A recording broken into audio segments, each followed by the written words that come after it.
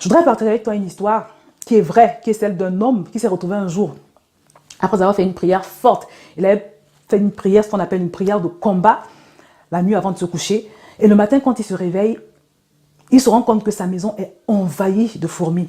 Il ne comprend pas ce qui se passe. Il voit des fourmis qui arrivent de partout, il n'avait jamais vu ça. Et il a eu un sentiment que ce n'était pas naturel. Et quand il discute avec sa fille, plus tard, il se rend compte qu'elle a fait un songe dans lequel elle a vu un homme qui était en train de parler à des fourmis, justement. Il parlait à des fourmis et il était en train de donner la direction à ces fourmis. Donc, en fait, le Seigneur est passé par sa fille pour lui faire comprendre que ce qui s'était passé était spirituel et que c'était probablement le résultat de représailles ou bien alors simplement une tentative d'intimidation de l'adversaire suite aux prières qu'il avait faites la veille.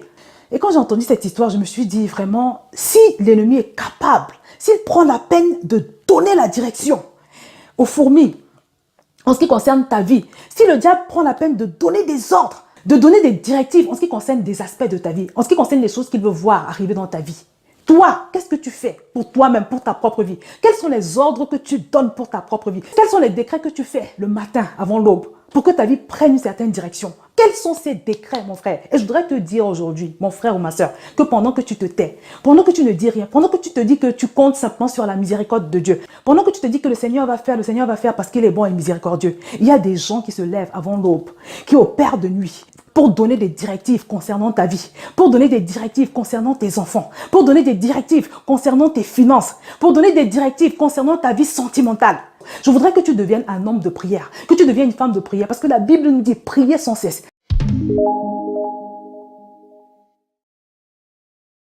Bonjour à tous bien-aimés, bienvenue sur Vie TV. Aujourd'hui, on va parler de l'importance de toujours commencer par posséder une chose spirituellement avant de vouloir la voir se manifester sur le plan naturel.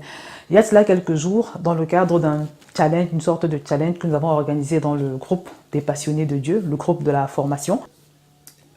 J'étais en train de me demander pourquoi j'avais tellement de mal à mettre certains points du challenge que nous avons organisé en application. J'étais donc en train de me demander pourquoi j'avais des difficultés et pourquoi aussi beaucoup de personnes dans le groupe avaient des difficultés pour pouvoir mettre en application, pour pouvoir mettre en pratique les 10 habitudes que notre challenge exige. Et dans un temps de méditation, j'ai reçu que en fait, c'est une erreur de vouloir manifester des choses, de vouloir atteindre des objectifs. Quand bien même ces objectifs sont spirituels, ils sont louables, c'est des choses que le Seigneur veut, c'est une erreur de vouloir atteindre ces objectifs, de vouloir les manifester sur le plan naturel, tant qu'on ne les a pas conquis sur le plan spirituel. Quelques-unes des habitudes que nous voulons atteindre au travers de ce challenge, par exemple, c'est pouvoir marcher conscient en permanence de la présence de Dieu, de la gloire de Dieu qui nous entoure, parvenir à rester focalisé sur Dieu plus que sur les difficultés que nous pouvons être en train de traverser, marcher dans la supériorité que Dieu nous a donnée sur le diable et tout le reste. Nous voulons atteindre tous ces objectifs. J'ai eu la conviction que chacun de nous devait beaucoup prier, devait appeler ces choses à l'existence, beaucoup prier par rapport à ces choses pour pouvoir les voir se manifester, pour pouvoir avoir la facilité de les mettre en œuvre. Et je vous assure que quand j'ai commencé à prier par rapport à cela, quand j'ai commencé à proclamer tous les jours avant l'aube, parce que comme vous le savez, pour ceux qui me suivent régulièrement, je dis toujours que le meilleur moment pour prier, quand on veut s'approprier les choses qui nous reviennent, les choses qui concernent notre héritage, le meilleur moment, c'est toujours avant l'aube.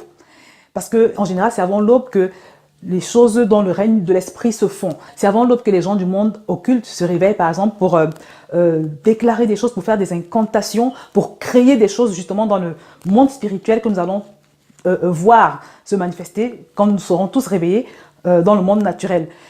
Et quand tu te réveilles avant l'aube pour prier, pour appeler à l'existence, pour défaire ce qui a éventuellement été fait contre toi, contre tes activités, tu es en quelque sorte en train de dévancer ces entités du monde occulte. Tu les dévances par tes prières avant l'aurore, par tes prières de foi. Parce que tu as l'autorité, Dieu t'a donné l'autorité, la domination sur toutes ces forces. La parole de Dieu est au-dessus de toute parole contraire, toute parole incantatoire que le royaume des ténèbres pourrait prononcer contre toi. Mais il faut que là où il y a une prononciation d'une parole incantatoire, mauvaise contre toi, que toi, tu sois derrière en train d'annuler cette parole et que tu sois en train de mettre à la place la parole de Dieu.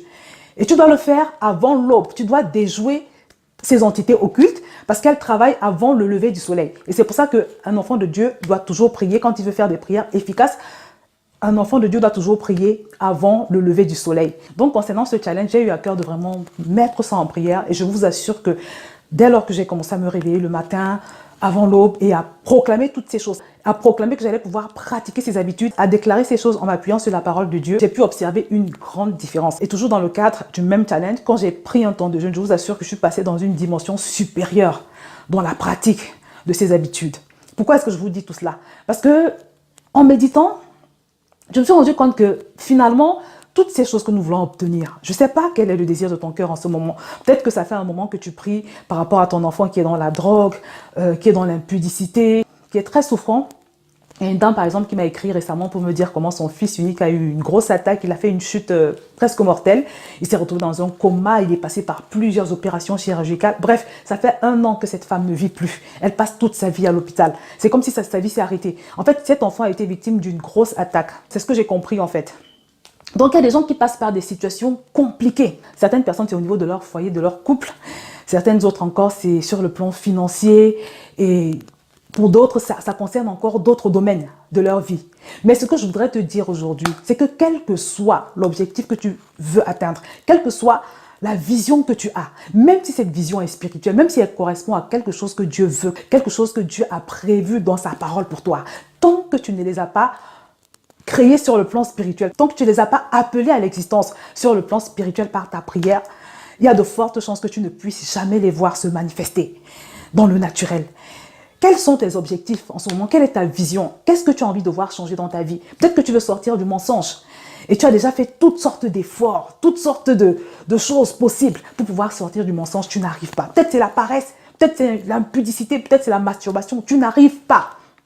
La question que je voudrais te poser de la part du Seigneur aujourd'hui, c'est quels sont tes efforts sur le plan spirituel? Qu'est-ce que tu as déjà fait sur le plan spirituel pour amener cela à la manifestation dans ta réalité? Où sont tes prières avant l'aube par rapport à ce problème? Où sont tes proclamations avant l'aube par rapport à ces problèmes? Où sont les ordres que tu es censé donner par rapport à cette situation? Où sont tes prières de révocation de toutes les paroles incantatoires qui ont pu être dites à ton sujet concernant cette situation que tu vis? Où sont-elles, mon frère? Où sont-elles, ma soeur? C'est la question que je te pose aujourd'hui de la part du Seigneur. Je voudrais partager avec toi une histoire qui est vraie, qui est celle d'un homme qui s'est retrouvé un jour, après avoir fait une prière forte. Il avait fait une prière, ce qu'on appelle une prière de combat, la nuit avant de se coucher. Et le matin, quand il se réveille, il se rend compte que sa maison est envahie de fourmis. Il ne comprend pas ce qui se passe. Il voit des fourmis qui arrivent de partout. Il n'avait jamais vu ça. Et il a eu un sentiment que ce n'était pas naturel parce qu'il n'avait jamais vu ça. Il n'avait jamais vu ça. Et puis, il n'y avait rien dans sa maison qui pouvait justifier cette invasion. Et quand il discute avec sa fille, plus tard, il se rend compte qu'elle a fait un songe dans lequel elle a vu un homme qui était en train de parler à des fourmis, justement. Il parlait à des fourmis et il était en train de donner la direction à ces fourmis. Donc, en fait, le Seigneur est passé par sa fille pour lui faire comprendre que ce qui s'était passé était spirituel. Voilà. Et que c'était probablement le résultat de représailles ou bien alors simplement une tentative d'intimidation de l'adversaire suite aux prières qu'il avait faites la veille.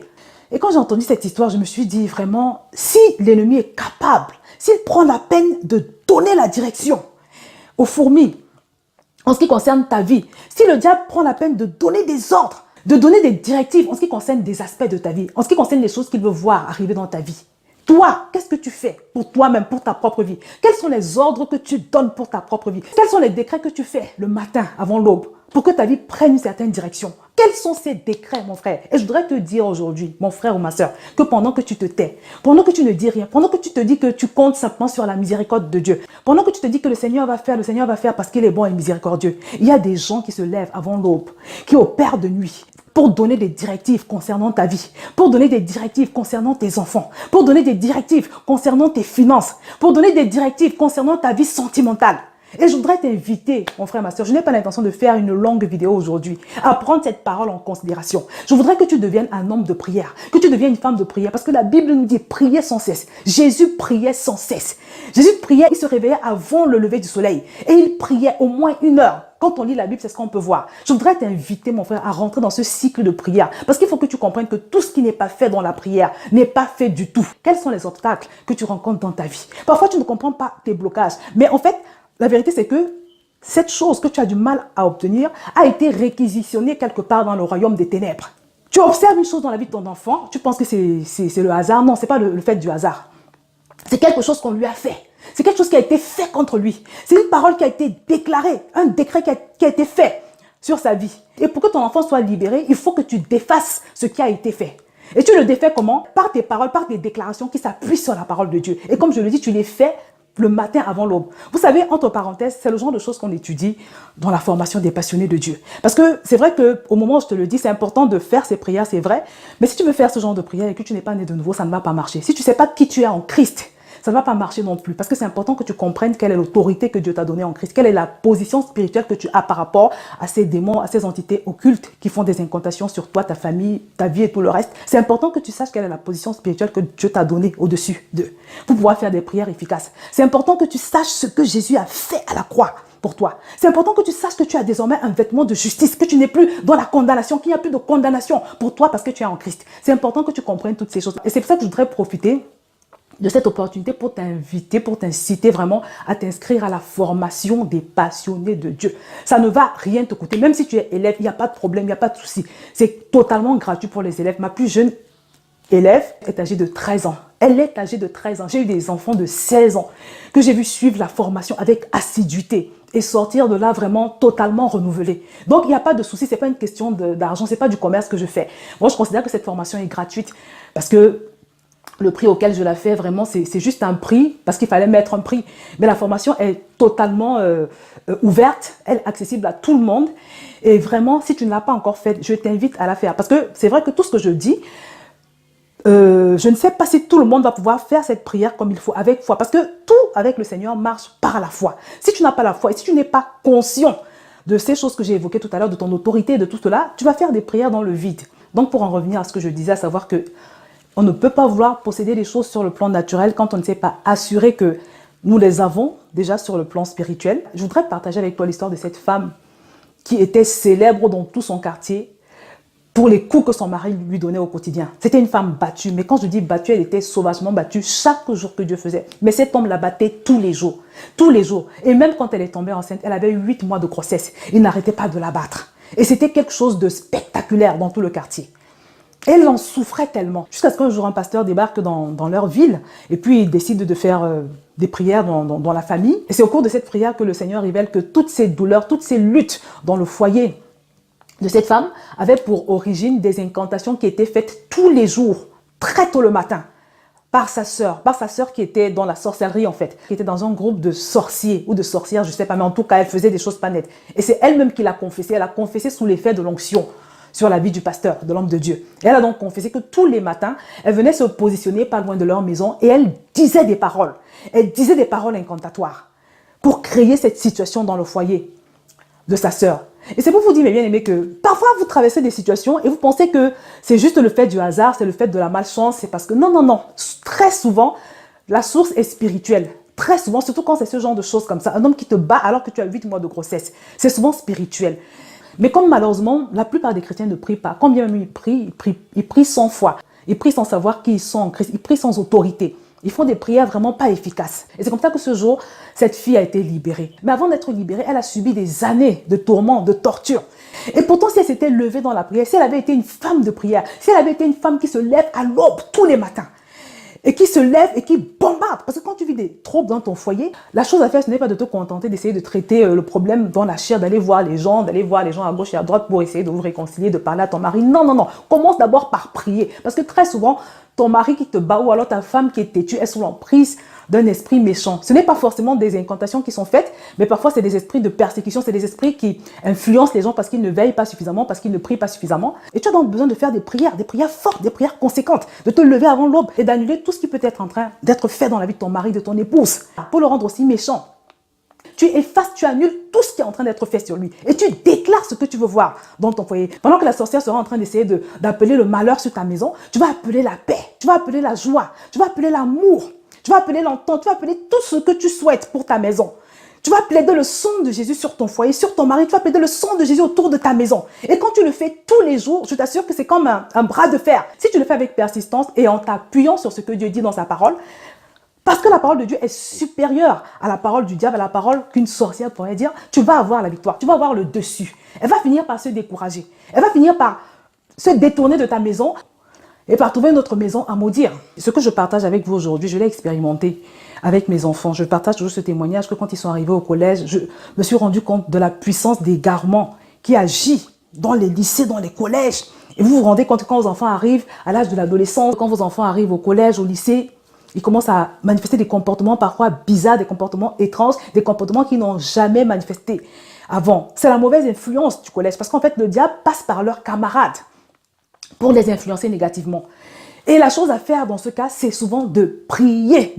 Parce que comme je le dis toujours, de la même manière que Dieu a des plans glorieux pour nous, pour nos familles, pour nos enfants, le diable aussi a ses plans et il a ses projets. Mais sauf que rien ne se fait comme ça. Satan, il est déterminé, il planifie. Il fait tout ce qu'il faut pour que ses plans se manifestent dans la vie de tes enfants, pour que ses plans se manifestent dans ta propre vie. Et c'est pour ça que si toi, de ton côté, tu ne fais rien pour voir cet enfant être un enfant sage, un enfant réfléchi, un enfant qui réussit dans ce qu'il fait, si tu ne le crées pas spirituellement, tu ne vas pas le voir se manifester. Et c'est l'expérience que j'ai vécue avec mes propres enfants. Parce que quand j'ai commencé à proclamer pour ces enfants, à prier pour eux, à déclarer des choses sur leur vie, à déclarer des choses que Dieu a réservées pour mes enfants, j'ai vu une grosse différence, j'ai vu un grand changement. Donc mes bien-aimés, derrière beaucoup de nos situations se cache souvent une réalité spirituelle par rapport à laquelle malheureusement nous sommes souvent indolents, si je peux dire ça comme ça, par rapport à laquelle nous ne réagissons pas comme nous devons réagir, par rapport à laquelle nous ne faisons pas ce que nous devons faire. Et c'est pour ça que je voudrais t'inviter aujourd'hui à faire une liste de toutes ces choses que tu sais que Dieu a dit pour toi, pour ta vie, pour ta destinée. Toutes ces choses que le Seigneur t'a mises à cœur.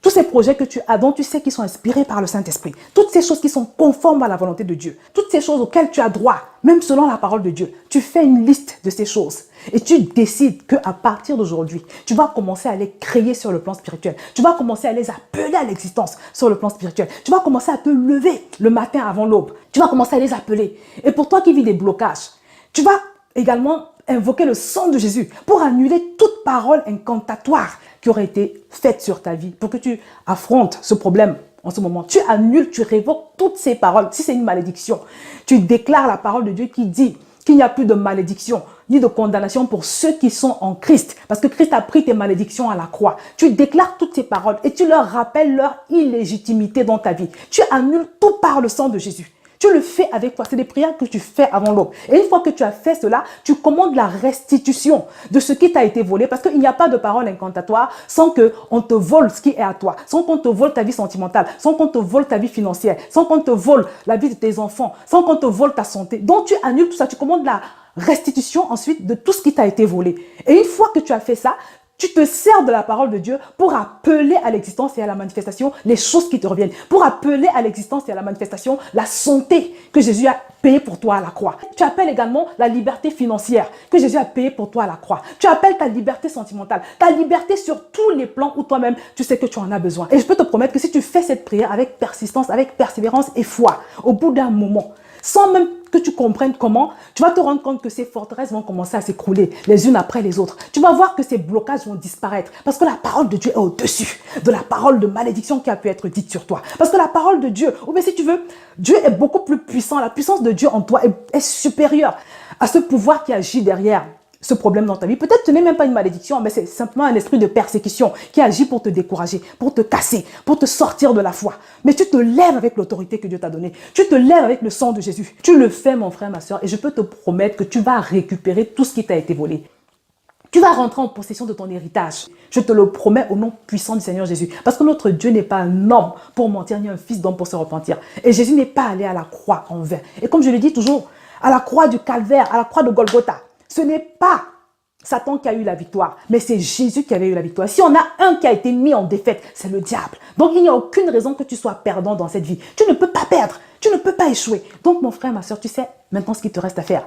Lève-toi à l'aube et déclare la parole de Dieu sur ta vie. Lève-toi à l'aube, dévance les sorciers, dévance les entités occultes. Récupère tout ce qui t'a été volé. Approprie-toi de cet héritage glorieux que Dieu te destine. Je vais m'arrêter là pour aujourd'hui et je te dis à très bientôt sur VTV.